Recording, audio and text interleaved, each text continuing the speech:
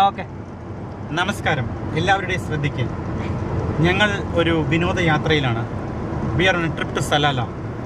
Albert, ഞാൻ, അതായത് Sreejith, Sherin, Sandhya, Siya and Diya.